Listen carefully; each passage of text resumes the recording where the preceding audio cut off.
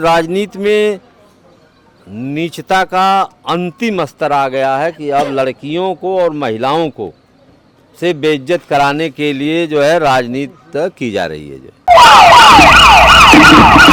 क्या आप नेता प्रतिपक्ष हैं, लोग जानना चाहेंगे, एक संत का कोई मामला चला था जबकि हिंदू राष्ट्र के लोग बात करते हैं, इस पर क्या कहना चाहेंगे?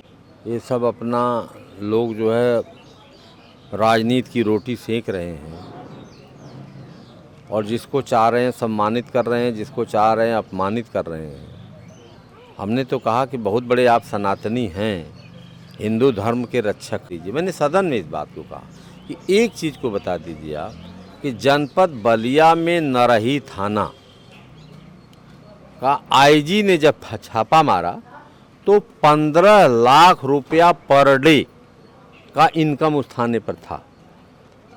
तो 15 लाख रुपया पर डे कहाँ से आता था? गेहूं जाता था बिहार, कि चना जाता था, कि चावल जाता था, क्या जाता था? पशुएं ही न जाती थी। हैं? आप गोरक्षक बनते हैं और पशुएं उनका बिहार जाती थी। कोई सीमा थी जो है 15 लाख रुपए का इनकम पशुओं की गोहत्या के नाम पर जो है। तो वर्तमान संत जिसको फंसाया गया तो गौरक्षा की तो बात करते थे हमेशा। वर्तमान संत को तो ये नाजायज घेर रहे हैं, नाजायज फंसा रहे हैं उनको जो है। इसलिए नाजायज फंसा रहे हैं कि वो वास्तव में संत हैं। वो मुख्यमंत्री के न दबाव में बोलते हैं न किसी नेता के दबाव में बोलते हैं, सही बात को बोल देते हैं। जब सही बात को बोल देंगे तो इनको बुरा लगेगा जो है। सही बात कोई कह दे तो इनको बुरा लगेगा जो है। तो इसके नाते उनको नाजायज मतलब राजनीति में नीचता का अंतिम स्तर आ गया है कि अब लड़कियों को और महिलाओं को से बेइज्जत कराने के लिए जो है राजनीति की जा रही है। जो कि जो अगर हमारी बात नहीं मानता है तो उसको किसी नाबालिग लड़की से एक FIR दर्ज करा करके जो है पास को लगा दो, किसी महिला को लगा करके रेप का मुकदमा लगा दो, उसको जेल के अंदर कर दो। ये मतलब इससे नीचता अब कुछ नहीं हो सकती, अब केवल धरती पलटना बाकी है जो है।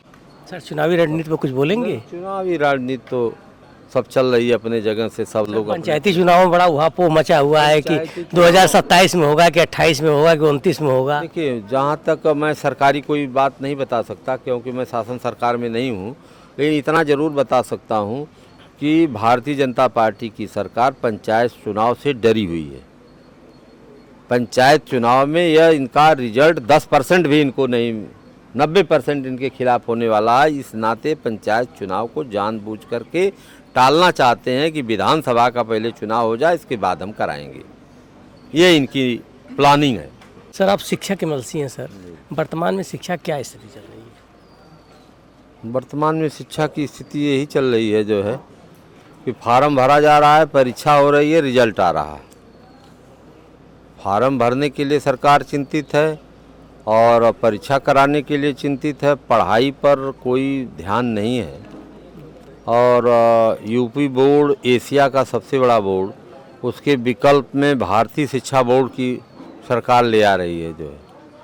NCERT की किताबें लागू सभी विद्यालयों पर हैं और NCERT की किताब प्राइवेट दुकानों पर उपलब्ध ही नहीं है। मान्यता प्राप्त विद्यालयों के पास एक भी किताब उपलब्ध नहीं है। राजकीय और एडेड जो विद्यालय हैं उस पर 65 से 70% किताबें सरकार बंटवा पा रही है और मान्यता प्राप्त विद्यालयों पर एक भी किताब ही नहीं उपलब्ध है। सारे बच्चे 1 से लेकर 8 तक बिना किताब के पढ़ कर के पास होते चले जा रहे हैं। तो जब 1 से 8 तक बिना किताब के पढ़ लेगा जो, तो फिर वो हाई स्कूल इंटर में क्या कर लेगा? उसकी जड़ ही जब खराब हो जाएगी, जिस मकान की जड़ ही खराब हो गई तो उस पर आप छत लगा के उसको रोक सकते हैं? सर, ग्रामीण क्षेत्रों में जो है डिजिटल रूम नहीं बने हुए हैं। सर, आपकी तरफ से क्या कदम उठाए गए? देखिए, डिजिटल पर सरकार चाहे जितना रुपया खर्च कर दे, जब तक लाइन की व्यवस्था और इंटरनेट की व्यवस्था देहातों में उपलब्ध नहीं हो पाएगी तब तक वो सक्सेस नहीं होगा। ये तो शहरों की व्यवस्था है जहाँ पर आपके पास इंटरनेट की सुविधा उपलब्ध है जो है और जहाँ बिजली जो है उपलब्ध है। जहाँ बिजली और इंटरनेट की सुविधा भी अच्छी तरह नहीं है, वहाँ पर डिजिटल इंडिया जैसे बना रहे हैं उसी तरह डिजिटल का काम शिक्षा में भी होगा। सर, आपको क्या नहीं लगता है कि वर्तमान में जो है सरकारी विद्यालयों में विद्यार्थी कम होते चले जा रहे हैं? क्या कारण हो सकता है? देखिए, सरकारी विद्यालयों में जो विद्यार्थी कम होते जा रहे हैं उसका कारण है कि हर गार्जियन ये चाहता कि हमारा बच्चा अच्छी शिक्षा ले। अच्छी शिक्षा के नाम पर वह इंग्लिश मीडियम में भाग रहा है, इंग्लिश मीडियम में वो भाग रहा है। और जो हिंदी मीडियम के विद्यालय हमारे हैं परिषदी, जबकि उसमें मेरी समझ से हायर क्वालिफाइड टीचर होते हैं, और अनएडेड में जो है जो मान्यता प्राप्त विद्यालय हैं, इंग्लिश मीडियम विद्यालय हैं, उनकी में योग्यता देख लिया जाए, उनकी योग्यता देख लिया जाए तो बहुत अंतर है। लेकिन इनके यहाँ जैसे आप हाई स्कूल खोल दिए, इंटर खोल दिए जो है राजकीय, तो एक टीचर भेज दिए, 2 टीचर भेज दिए, तो 1-2 टीचर का कौन सी सब्जेक्ट पढ़ाएगा। और वित्तविहीन में है, मान्यता प्राप्त में है कि वह योग्यता भले ही उसकी कम हो लेकिन टीचर रहता है और हर क्लास चलता है, हर घंटी पढ़ाई जाती है। यहाँ पर क्लासेज नहीं चल पा रहे हैं, टीचरों की कमी है। सरकार जो है राजकीय और एडेड विद्यालयों में तो अभी 35% टीचरों की कमी है, और राजकीय तो 1700 ऐसे विद्यालय हैं जिसमें 1, 2, 3 टीचर हैं। सर, आप नेता प्रतिपक्ष हैं, टीचरों की पोस्टिंग और जो भर्ती हो रही है वो पारदर्शी है सर?